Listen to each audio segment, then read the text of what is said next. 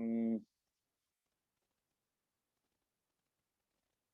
Hay, hay algunas notas que nos mandaron mensajes, ya están corregidas todas, ya están pasadas las notas al SIU. Faltaba uno solo de ustedes, un chico de apellido Luna, que no se le había pasado la nota, estaba, pero no se había pasado al SIU. Los demás fueron todos debidamente corregidos. Algunas de las preguntas que estaban mal ingresadas se verificaron. Algunas estaban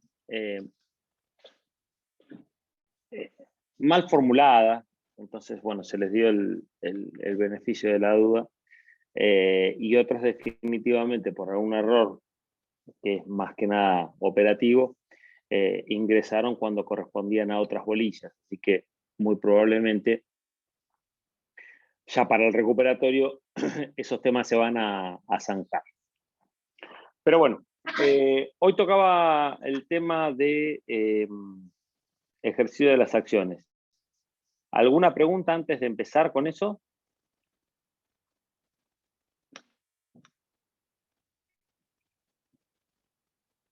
¿Alguna duda, algo?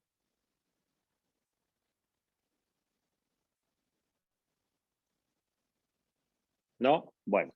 No, si el tema está en Zaffaroni, porque lo que encontré en el manual era bastante poco, digamos, y después ya pasaba a hablar de la extinción de la acción directamente. Sí, sí, está en Zaffaroni. A ver, el tema está, si mal no recuerdo, está no solamente en Zaffaroni, sino que aparte en la cátedra nosotros hemos subido algún material al respecto. Eh, Está en cualquier manual. Hay que prestar la atención porque tiene una reforma el punto, en el artículo 71, tiene una reforma cuando se modifica el ejercicio de las acciones penales respecto de los delitos de abuso sexual. ¿Sí? Vamos a empezar un poco a clarificar el punto. Cuando ustedes tienen que hablar de ejercicio de las acciones, ustedes saben que el ejercicio de la acción, tanto en materia civil como en todas las materias de fondo, digamos, es el aspecto procesal. ¿Por qué está vinculado a derecho penal, parte general, un tema que es del ámbito procesal? Porque la idea es que dentro de lo que es el respeto por el principio de igualdad, no existan diferencias a lo largo de toda la República Argentina a la hora de tener que tener por configurado el inicio de un proceso penal contra un ciudadano. Si nosotros de las provincias puedan determinar cuándo el Estado puede ejercer o iniciar un proceso penal de manera autónoma, o cuándo lo debe hacer en función de el interés de la víctima, o por lo menos el impulso que le puede llegar a dar la víctima o sus familiares, podría darse una situación que en una provincia una secuencia por ejemplo, de abuso sexual, que son los casos en donde el papel de la víctima es el más importante, sea perseguido de oficio, y en la provincia de al lado el mismo delito, la misma secuencia, no puede iniciar porque, supongamos, la víctima ha decidido no dar ese puntapié inicial. Entonces, se estaría violentando de algún modo la idea de homogeneidad en el ejercicio del poder punitivo. Entonces, por estas circunstancias que son de política criminal, se decide dar un margen mínimo a las provincias para regular el procedimiento a partir de lo que el Código Penal impone como obligación del Estado para perseguir o gestar investigaciones penales. Nosotros, dentro de lo que son las acciones, o sea, la posibilidad de iniciar un proceso por la comisión de un delito, tenemos que diferenciar entre acción pública y acción privada. Los delitos de acción pública son aquellos en donde el Estado, cualquier miembro del Estado, cualquier representante del Estado, por lo general suele ser el fiscal, pero puede ser a denuncia por ante la policía, o sea, por actuación policial, o un juez tomar conocimiento de una circunstancia y dar inicio a una investigación. Es decir, cualquier representante del Estado que toma conocimiento de un delito de estos denominados de acción pública, puede dar inicio a la investigación que se trate. Los delitos de acción pública son la gran mayoría. Les diría que en términos de porcentaje habría que precisarlo con las últimas reformas, pero estaríamos hablando por encima del 90% de los delitos del Código Penal. ¿Sí? Vale decir, acción pública, interviene el Estado, persigue el Estado, el representante del órgano persecutor del Estado. Acción privada, por el contrario, son aquellos delitos en donde la instancia, la persecución y la continuidad de una investigación o de un proceso penal queda en manos del damnificado, de la víctima, del ofendido, de aquella persona que ha sufrido en carne propia los efectos del delito. Estos son los menos, un grupo muy minúsculo. Ustedes los van a ver, artículos 72, 73, en donde define exclusivamente los delitos de instancia privada, calumnias, injurias, incumplimiento de los deberes de asistencia familiar cuando la víctima sea el cónyuge, etcétera, etcétera. ¿Sí? Son 5 o 6 ítems que están ahí mencionados. ¿Cómo funciona la persecución en esos casos? Bueno, es un proceso que cada provincia va a regular el modo, pero que deja, insisto, en cabeza de la víctima. En la provincia de Buenos Aires funciona con el procedimiento de querella. Es decir, es el damnificado o el ofendido o la víctima quien decide iniciar el proceso, inicia la querella y el imputado se va a defender de esta acusación en un proceso que tiene características muy similares al proceso civil. ¿Sí? Es muy, pero muy similar. Es un proceso de uno contra uno. En cambio, la otra parte, los delitos de acción pública, tienen una subclasificación.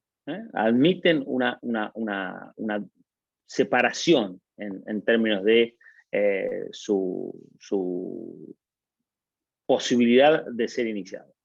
Están los delitos de acción pública propiamente dichos, que son aquellos que responden a esta característica que yo mencionaba, cualquier persona a través de una denuncia, cualquier funcionario del Estado puede dar inicio a su persecución. Y un grupo minúsculo dentro de estos delitos de acción pública, que son los delitos de acción pública dependientes de instancia privada. No confundir con delitos de instancia privada.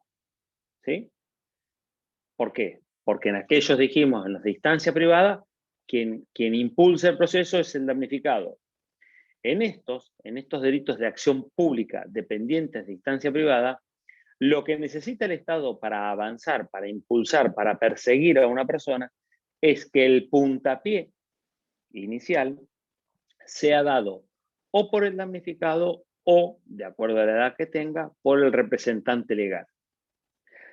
Si esta circunstancia se verifica, a partir de ahí, el proceso queda en cabeza del órgano persecutor del Estado. Es decir, la acción empieza a correr plenamente como si fuera un delito de acción pública. Vale la aclaración con... Sí, Gabriela, ¿qué pasó? Sí, justamente cuando hace mención por ejemplo, los artículos 119 y 120, que es abuso, sí o sí tiene que iniciar, si bien es de acción pública, si no inicia, digamos, la denuncia, el Estado no se puede inmiscuir. ¿Es así o ha cambiado eso? Una parte sí, una parte no. ¿Sí? Cuando estamos hablando no quiero adelantarme, pero para que vos entiendas, los abusos sexuales, en términos generales, para ser investigados, requieren que el damnificado o el representante legal del damnificado inicie con la denuncia. Yo soy fiscal, viene una persona y me viene a charlar y me viene a decir, mire, fiscal, quiero comentarle algo. Le cuento que pasó que mi hija fue abusada por un docente en una determinada circunstancia, etcétera, etcétera. Entonces, arranco con la investigación. ¿Qué es lo que me van a decir? Momento. ¿Tiene la declaración de la víctima? ¿Tiene la ratificación por parte de la representante legal? No, pero yo me enteré. No. Yo me enteré, no. Justamente, usted, órgano del Estado, no puede, porque la víctima, o el representante legal en este caso, es quien guarda para sí este derecho de accionar por aquello de que las circunstancias que están vinculadas a este tipo de delito son de carácter muy reservado, muy personal, y que tienen todo el derecho del mundo a decir, esto no quiero que vea la luz, esto no quiero que se investigue, esto no quiero que tome publicidad, porque podría generar un daño mayor, porque considero que se va a solucionar de otro modo, porque no estoy preparado, porque lo que sea. ¿Sí? En principio funcionan así, pero hay excepciones. Hay excepciones. ¿Cuáles son las excepciones? Bueno, las excepciones son justamente que el abuso se ha cometido, por ejemplo, por uno de sus por el progenitor o por algún afín en línea recta, ¿sí? Por algún ascendiente en línea recta, perdón. Es decir, sea por el padre, por el abuelo. En este caso, en estos supuestos especiales de abuso, el Estado no tiene que esperar, ¿sí? Tampoco debería esperar si quien comete el abuso es el encargado de la guarda o tutela. ¿Sí? Aplica el mismo mecanismo. ¿Sí? Digamos, hay dentro de el propio 71, ustedes van a ver ahí que las reformas están vinculadas a esto, algunas circunstancias excepcionales en las que dice, ojo, que si pasa esto, el Estado no tiene por qué esperar. Pero lo dice específicamente dentro de cada delito. ¿Sí? Vamos a lo que le decía, 3 delitos distintos. El homicidio, la corrupción de menores o el abuso sexual y la injuria. ¿Cómo se inician los procedimientos? En el primero, en el homicidio, interviene el fiscal desde el inicio y desde el inicio avanza. No necesita más nada. No necesita el consentimiento de los deudos, no necesita, ni tampoco es vinculante, el interés por parte de la pareja de la víctima para decir, no, yo no quiero que se investigue el homicidio, listo, ya está, ya con esto tengo suficiente, aun cuando sea el propio damnificado, no en el homicidio, pero sí podría llegar a ser un delito de lesiones o un delito de robo, aun cuando sea el propio damnificado el que diga, no, yo no quiero que se investigue, hay un deber por parte del Estado de llevar adelante la investigación criminal, ¿sí? No sucede lo mismo con el delito de abuso sexual. Si el abuso sexual, la víctima o el representante dice, no, yo no quiero que se investigue, el Estado en principio no puede, debe abstenerse de involucrarse, salvo que se dé alguna de estas circunstancias excepcionales a las que hace referencia el propio artículo 71. ¿Sí? Y con esto me refiero a el carácter especial del autor, el daño ocasionado, o menciona el artículo 71 también cuando esté en juego el interés público. ¿Sí? Digamos, son circunstancias excepcionales que van a dejar de lado momentáneamente esta necesidad de que sea el interesado, el damnificado o su representante legal el que dé el puntapié. Luego luego el valor que tiene la palabra, el interés o, si se quiere, la voluntad del damnificado una vez que está impulsado el proceso, es absolutamente relativo. Es decir, el Estado lo podrá tener en cuenta, pero en modo alguno, la mera retractación por parte del damnificado puede dar marcha atrás al proceso penal. Esto de que se ve mucho en las películas americanas y después lo replican cuando llegan a la mesa de entrada de la fiscalía y dicen, no, vengo a retirar la denuncia. No existe el retirar la denuncia. Yo vengo a retirar la denuncia, tome el papel, lléveselo, pero acá nosotros vamos a seguir trabajando. Es exactamente lo que va a pasar. Es decir, ese tipo de mecanismo que en otros procesos penales, en otros sistemas procesales como el americano, están contemplados, en donde podría darse el caso de que la mera retractación deja sin efecto el proceso penal. En la Argentina no existe. En la Argentina puede dar pie a que operen otro tipo de circunstancias u operen otros canales alternativos para la solución de un proceso penal. Pero en modo alguno está previsto como causal de interrupción o cese de la actividad persecutoria por parte del Estado. ¿Sí? Vale decir, yo puedo tener, por ejemplo, un caso de abuso, ¿sí? En donde no es un supuesto de los que a mí me obliga la ley. Es decir, no es un supuesto en donde quien abusó es el progenitor de la víctima, ¿sí? Sino que supongamos que es el instructor de un deporte. Abusa de un menor y en el abuso del menor toma conocimiento la madre hace la denuncia, los padres hacen la denuncia. Yo inicio la investigación, tengo el aval de los progenitores, avanzo en la pesquisa y por X circunstancias, los progenitores un día se presentan a la fiscalía y dicen, bueno, nosotros queremos retirar la denuncia, listo, esto lo vamos a solucionar en el ámbito del club, he dialogado, he encontrado otra forma.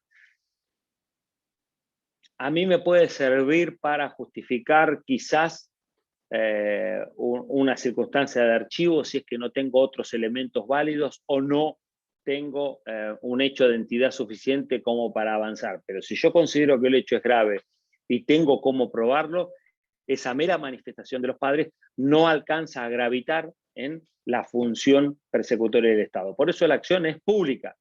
Depende de instancia privada, pero es pública. ¿Sí? Entonces, una vez que esa dependencia está cubierta, está completa, ha perdido la víctima cualquier tipo de posibilidad de intervención. ¿Hasta ahí se entiende? Bien. En la Argentina esto... perdón, ¿sí? ¿Le puedo hacer una consulta, doctor, con respecto a ese tema? Estuve ¿Sí? leyendo el artículo 41 Quater, en el cual decía que, bueno, dice que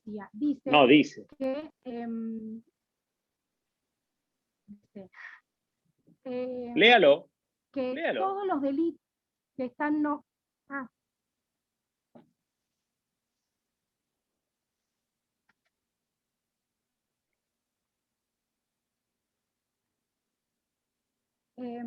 cuando alguno de los delitos previstos en este código sean cometidos con la intervención de menores de 18 años de edad, la escala penal correspondiente se encuadrará en un tercio del mínimo y del máximo. Para.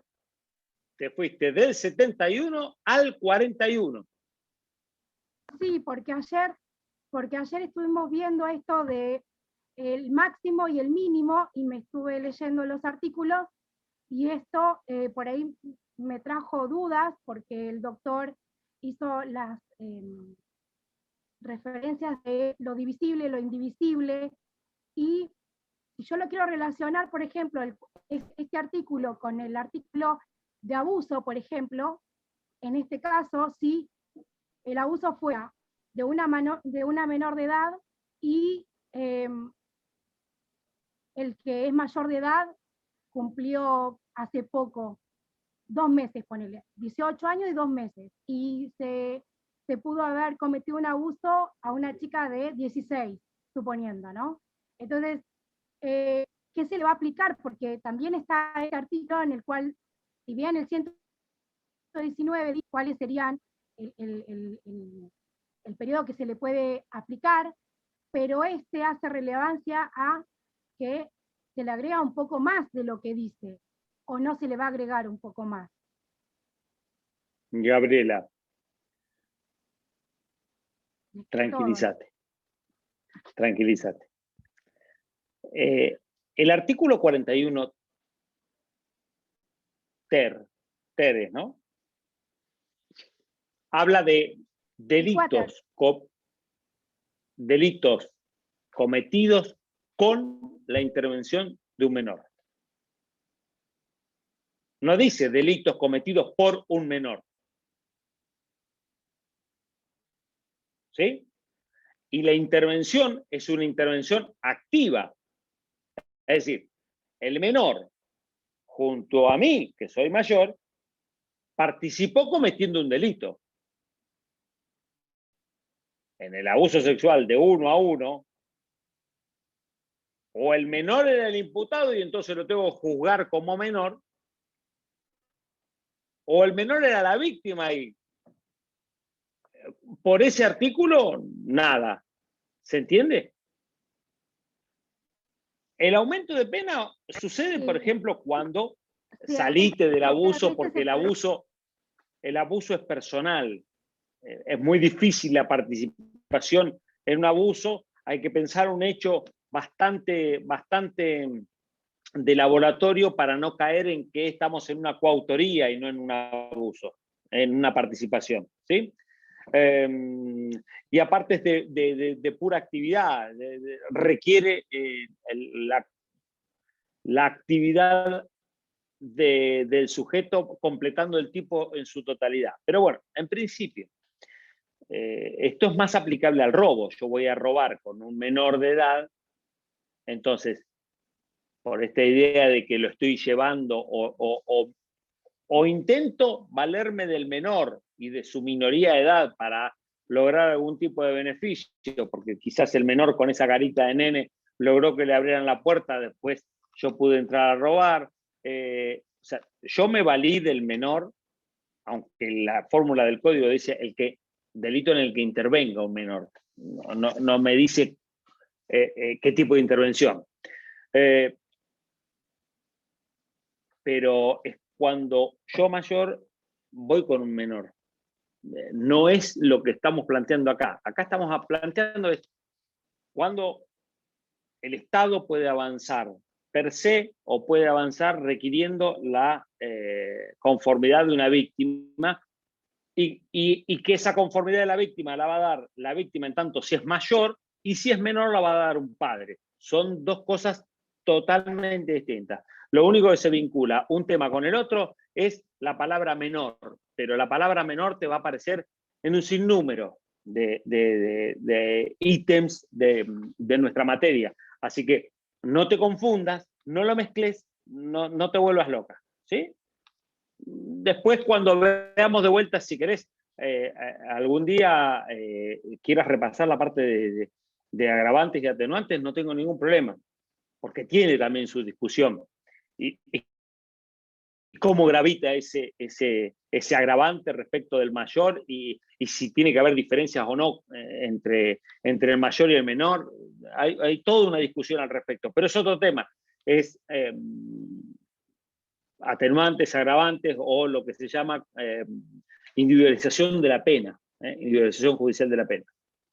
Acá lo que estamos viendo es, ¿avanzo o no avanzo? Ejercicio de la acción. ¿Puedo llevar adelante el proceso, sí o no? ¿Sí? ¿Está? ¿Se entendió? Bien, ya que estamos, léete el 71, así lo vamos trabajando.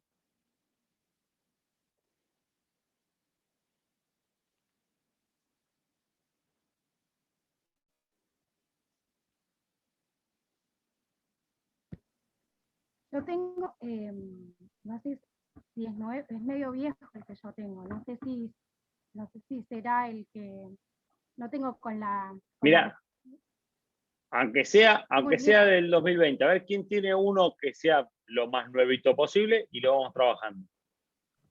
Yo tengo acá, profe, si lo leo. Dale. Por ahí fue la reforma. A ver, dale, Ulises. Artículo 71, según la ley 27.147. Exactamente. Sin perjuicio de las reglas de disponibilidad de la acción penal previstas en la legislación procesal, deberán iniciarse de oficio.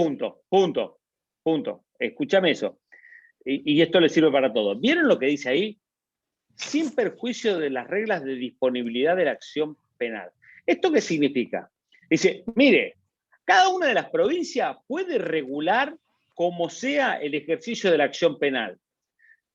Vieron que yo les decía que en principio lo que se trataba era de lograr igualdad. Entonces, lo que van a ver ahora es un plano mínimo. Deja en cabeza de las provincias la posibilidad de decir, bueno, mire, usted, provincia, decida si va a investigar todos los delitos o si el fiscal puede dejar de lado los delitos cuando se le ocurra y cómo se le ocurra y bajo qué circunstancias. Usted puede regular, pero más allá de esa posibilidad de regulación, en principio, deben iniciarse de oficio, y ahora continúa Ulises. Deberán iniciarse de oficio todas las acciones penales, con excepción de las siguientes: las que dependieren de la instancia privada y las acciones privadas. Bueno, en el artículo siguiente tenés las que dependieren de instancia privada. En este artículo lo que te está diciendo hasta ahora es la clasificación que nosotros vimos.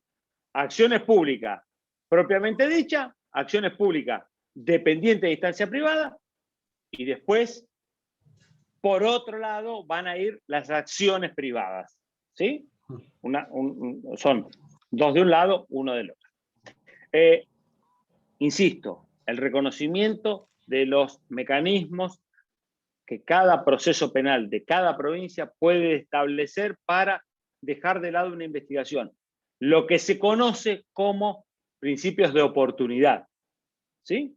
Entonces, independientemente de que antes estaban reconocidos, hoy la propia ley ya está diciendo, ojo, que pueden existir y que los dejo al arbitrio de cada una de las provincias, la regulación de cada principio de oportunidad. Pero si no hay principio de oportunidad, o si no aplica, o si lo que fuese, o la provincia no reguló nada, deben iniciarse de oficio todas, las públicas y las que dependieran de instancia privada. Y ahora Ulises va a continuar con las que dependieran de instancia privada. Sí, 72. Artículo 72. Son acciones dependientes de instancia privada las que nacen de los siguientes delitos: los previstos en los artículos 119, 120 y 130 del Código Penal, cuando no resultare Abuso la sexual. muerte. Abuso sexual, siempre que no resultare la muerte. Abuso, estupro y el 130 es el rapto. Rapto, ahí está. El Código Penal, cuando no resultare la muerte de la persona ofendida o lesiones de las mencionadas en el artículo 91. Entonces, ¿qué está diciendo? Mire, si hay un abuso, o un estupro o el rapto, y no resultare la muerte, claramente, si es un abuso sexual seguido de muerte, no voy a necesitar la opinión del representante de la víctima para que me diga usted puede empezar a investigar. ¿Sí? Tampoco si se producen en función de este abuso las lesiones gravísimas a las que hace referencia. ¿Sí? ¿Está? Bien. Pero continúa, porque ahora viene algo que es importante que presten atención. Lesiones leves, sean dolosas o culposas. Sí. Después, impedimento de contacto de los hijos menores con sus padres no convivientes. En los casos de este artículo no se procederá a formar causas sino por acusación o denuncia del agraviado, del su tutor, guardador o representantes legales. Sin embargo, se procederá de oficio. En los casos del inciso 1, cuando la víctima fuere menor de 18 años de edad o haya sido declarada incapaz. En los casos del inciso 2, cuando mediaren razones de seguridad o de interés público. En los casos de los incisos 2 y 3, cuando el delito fuere cometido contra un menor que no tenga padres, tutor ni guardador, o que lo fuere por uno de sus ascendientes, tutor o guardador, o cuando existieran intereses gravemente contrapuestos entre estos y el menor, siempre que resultare más conveniente para el interés superior de aquel. ¿Está?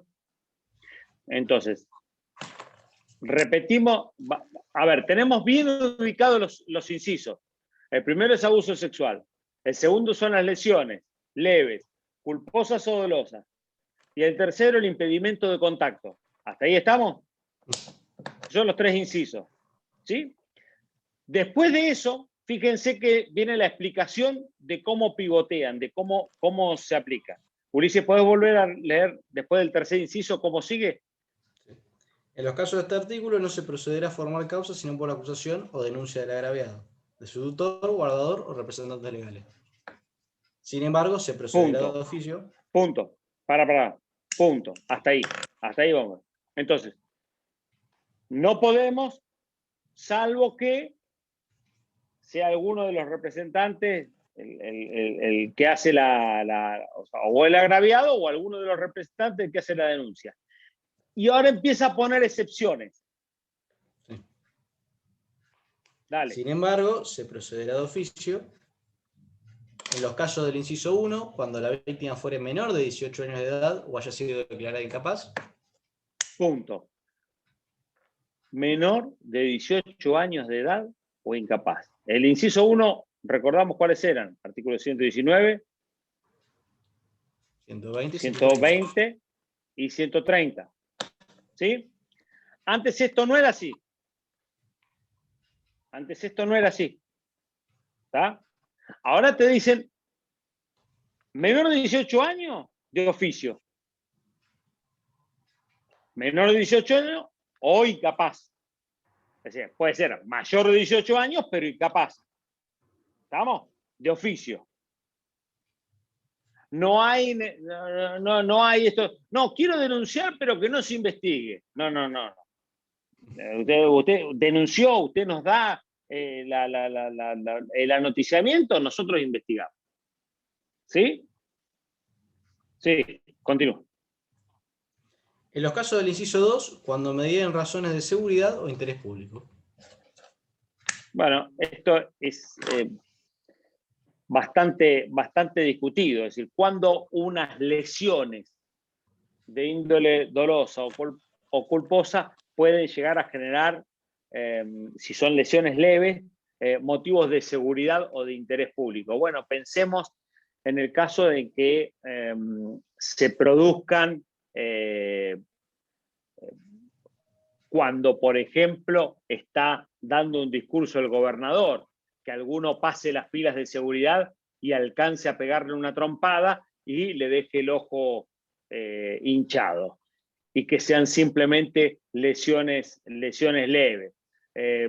Uno podría decir, bueno, pero son lesiones leves, esto depende de instancia privada. Pareciera ser que por el hecho del atentado contra una autoridad en términos prácticos, existe alguna razón que justifica que se investigue con mayor ahínco que la trompada que se puede dar Juan con Pedro a la salida de un boliche.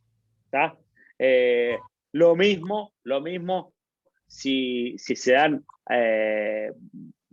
un accidente automovilístico que dé como resultado de unas lesiones culposas, pero que por el lugar en donde se produjo, por el carácter de intervinientes, pueda llegar a generar algún tipo de interés.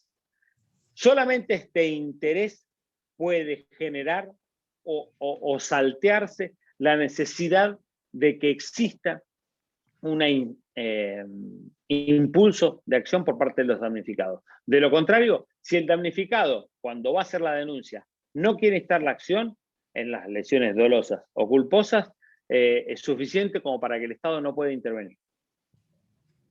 Por eso cuando ustedes tienen un accidente automovilístico, si a alguno le ha tocado intervenir en carácter de víctima, le van a preguntar al final de su declaración, primero le van a preguntar que cuente todo.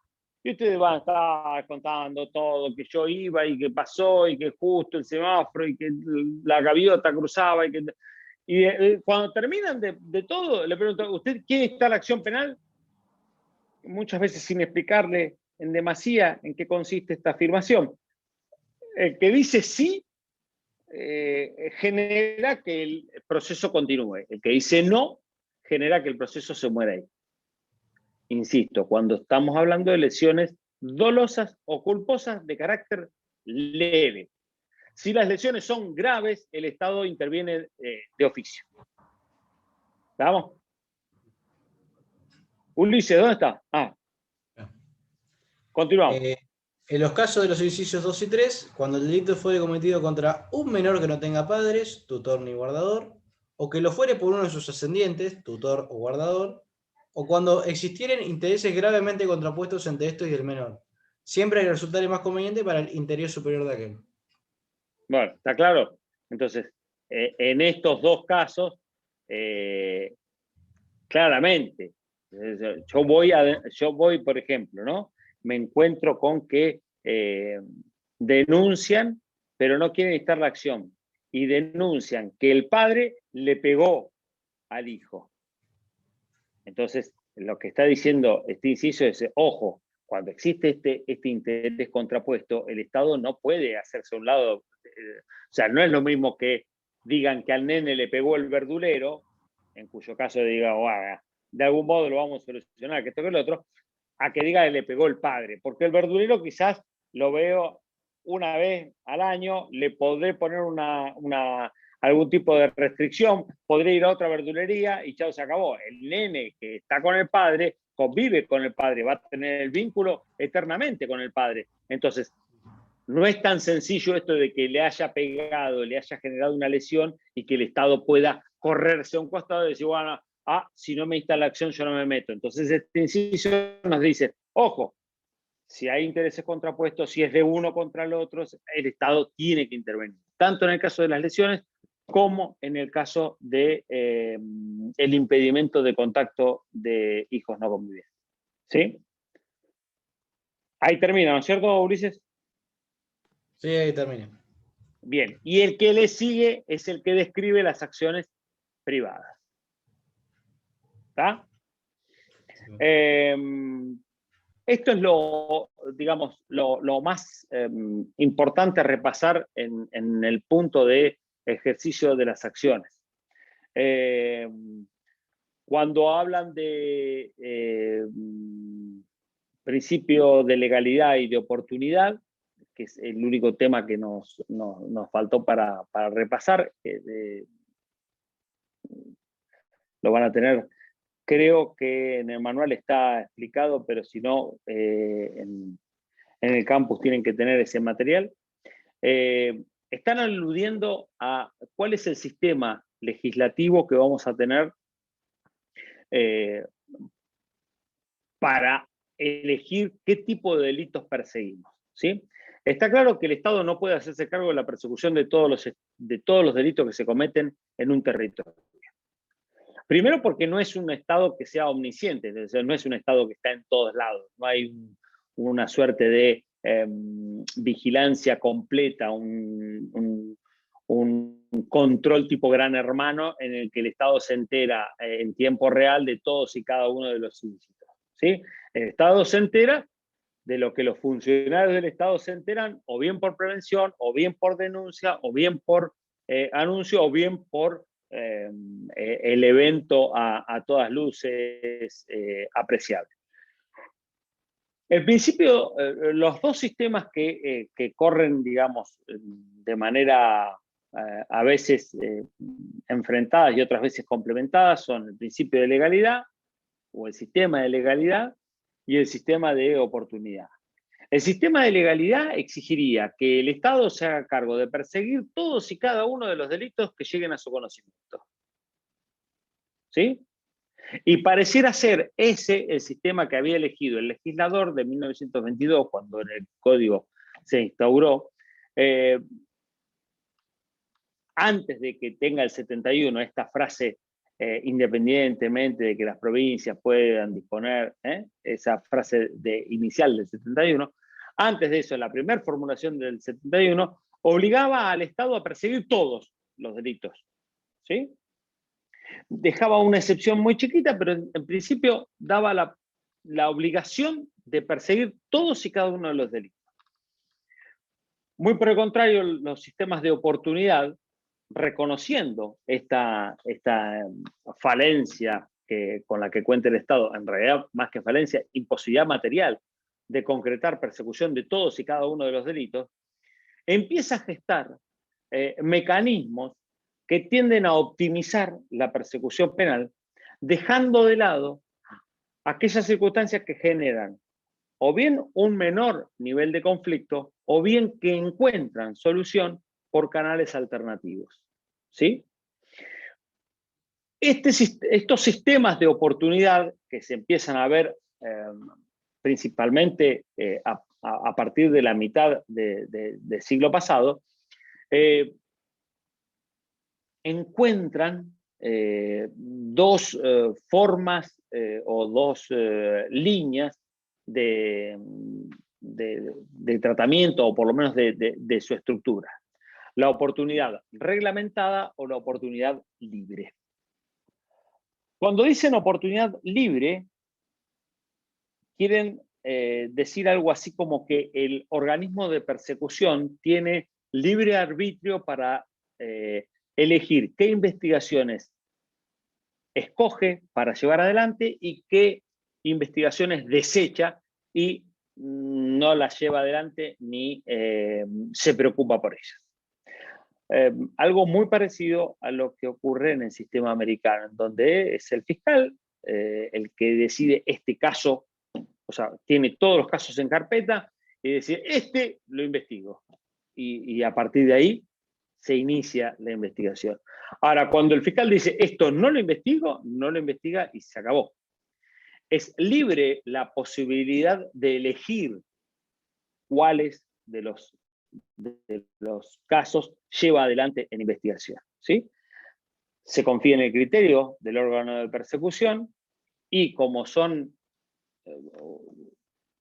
por lo general, cargos que están controlados por el pueblo, porque son todos cargos que van a elecciones, la respuesta a la comunidad es medianamente permanente, ¿sí? O sea, el fiscal no es que no tiene ganas de trabajar y va a dejar de lado todas las investigaciones, porque seguramente va a durar poco en su cargo. Es libre porque se confía en el criterio del fiscal para decir, mire, esto no voy a llegar a nada, lo dejamos de lado, esto sí, y lo único que tiene que hacer es fundamentar su decisión, ¿sí? En sistemas como el argentino, y también presente en otras latitudes, el sistema de oportunidad se lo llama reglamentado. ¿Qué quiere decir? Que es el órgano de persecución el que puede dejar de lado algunos casos que entiende no van a prosperar, siempre y cuando se cumplan con algunas pautas que la propia ley le pone como para llevar adelante tal decisión. Es decir, es la propia ley la que reglamenta de qué modo o en qué casos puede dejar de lado una persecución penal. Por eso la oportunidad es reglamentada. No es una oportunidad cuando se le ocurra al fiscal, es una oportunidad cuando se verifiquen algunos de los supuestos que establece la ley penal para dejar de lado la investigación. Nuestro sistema, como les decía, es un sistema de oportunidad reglamentada que empezó con algún tipo de modificación ya en el año 1994, cuando se sancionó la ley de suspensión de juicio de prueba, y que ha ido avanzando significativamente en los últimos años, con disposiciones no solamente en el ámbito de fondo, sino también en el ámbito de legislaciones provinciales, que permiten ir desplazando la obligación esa que nos imponía el viejo artículo 71 de investigar todos y cada uno de los hechos, ¿sí? Entonces, si ustedes dicen cuál es el sistema que rige en la República Argentina, ese es el sistema de oportunidad reglamentada, ¿está? Estos puntos de ejercicio de la acción a partir de la regulación del 71 y siguiente, y los principios son el eje central de la bolilla y, a mi modo de ver, lo más importante que tienen que ver y saber del tema. ¿Alguna duda, alguna consulta? Así, doctor. La reglamentación en la ley, ¿cuál sería el artículo? Es que hay varias reglamentaciones. Es que hay varias reglamentaciones. Depende del ilícito, o sea, que se va a aplicar determinada regla, digamos. No, por ejemplo, te vuelvo a decir, el 76 Bister y Quater forman parte de una reglamentación del Instituto de la Suspensión de Juicio de Prueba que permitirían al órgano de persecución dejar de lado el avance en un proceso sometiendo a prueba al imputado. Es decir, es la propia ley la que establece las reglas. No hay una ley. Son distintas leyes, pero para todos los delitos que quepan en esa ley. ¿Sí? Bien. Y en el caso, por ejemplo, donde, si bien la víctima, el Estado ocupa el lugar de la víctima pudiera seguir la causa haciendo la querella, por ejemplo, puede seguir porque cree que realmente quiere seguirlo y de alguna manera, o sea, si de repente, ¿no? Lo que yo quiero decir es, si el fiscal dice, no, esto no, por las reglamentaciones, o sea, justifica todo, pero la querella dice que quiere seguir adelante, puede seguir adelante con la causa. La regulación de la provincia de Buenos Aires, en el proceso penal de la provincia de Buenos Aires, establece esa posibilidad. Establece esa posibilidad. Claramente, todo depende de qué momento. Bueno, no es del todo claro, porque pareciera ser que esa posibilidad nace recién cuando la investigación se terminó y la persona ya fue indagada, y el fiscal decide pedir el sobreseimiento. Pero, ¿qué pasaría si el fiscal dice, no, mire, esto desde el vamos, esto no lo voy a investigar? Lo archivo. ¿Sí? Entonces, la víctima quiere investigar, pero la víctima no tiene posibilidad, por lo menos todavía no está del todo establecido y regulado. O sea, hay una ley de víctimas que es muy reciente, una adaptación de la ley de víctimas en la provincia de Buenos Aires que es muy reciente.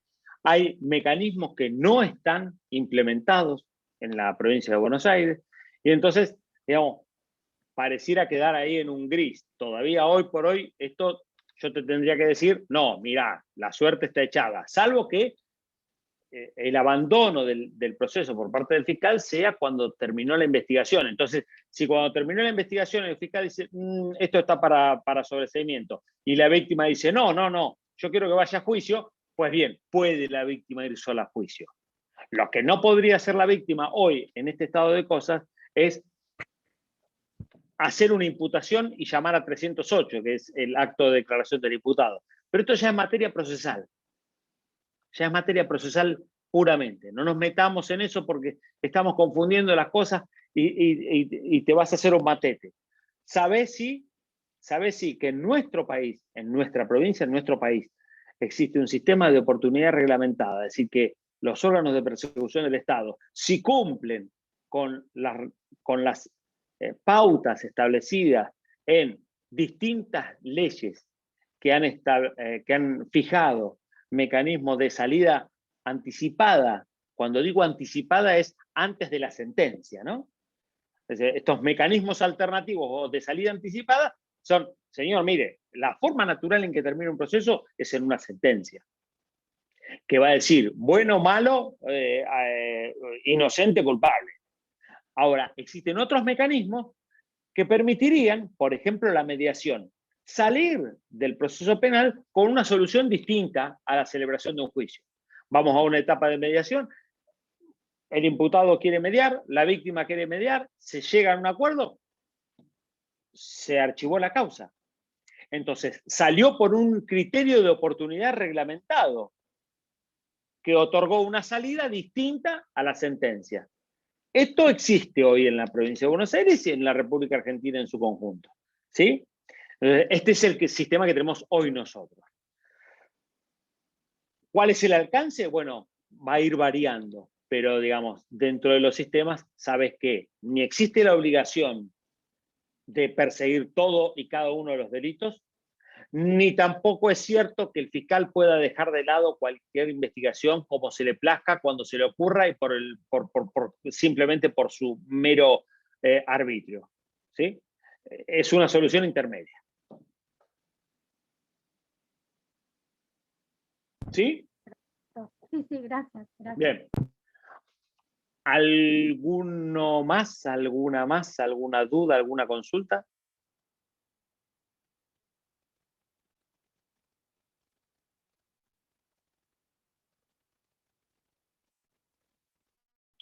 Bueno, con los que no hayan aprobado y estén presentes hoy, no creo que sean muchos, nos veremos en el recuperatorio. Con los demás nos veremos cuando me toque la próxima clase a mí, que es el día, ya les digo, perdón, a mí me tocó,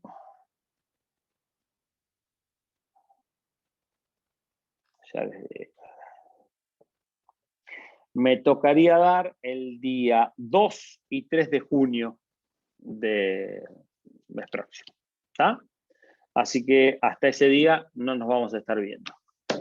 Tengan ustedes buena... ¿Sí? ¿El tema es de acuerdo al calendario, profesor, para leerlo para esos días? El 2 y el 3 de junio yo voy a dar el tema... No es. Muy buena la pregunta porque no es de acuerdo al calendario. Mi tema es inculpabilidad. Error de previsión, delito putativo, coacción, inculpabilidad, obediencia debida, estado de necesidad, es culpabilidad.